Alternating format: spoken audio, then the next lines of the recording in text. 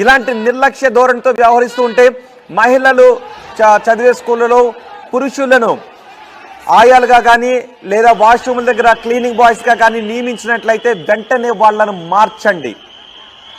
తల్లిదండ్రులారా, మీరు కూడా మీ పిల్లలను చదివించే స్కూల్ యాజమాన్యం ఎటువంటి చర్యలు తీసుకుందో ఒకసారి ప్రశ్నించి అడగండి.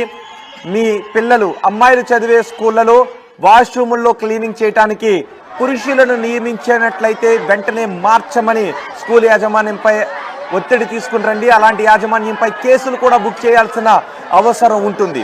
ఎందుకంటే మహారాష్ట్రలో జరిగిన ఈ ఘటన తర్వాత చాలా మంది తల్లిదండ్రులు భయాందోళన వ్యక్తం చేస్తున్నారు. తమ పిల్లలు చదివే స్కూళ్ళలో కూడా ఒకవేళ వాష్రూముల్లో పురుషులను నియమించారేమో కనుక్కోవటానికి చాలా మంది ప్రయత్నం చేస్తున్నారు. మీరు కూడా ఒకసారి ఆ ప్రయత్నం చేయండి. మహారాష్ట్రలో తానేలో రైల్ రోకో నిర్వహిస్తున్న దృశ్యాలు కూడా చూస్తున్నాం. జనం ఈ ఆగ్రహానికి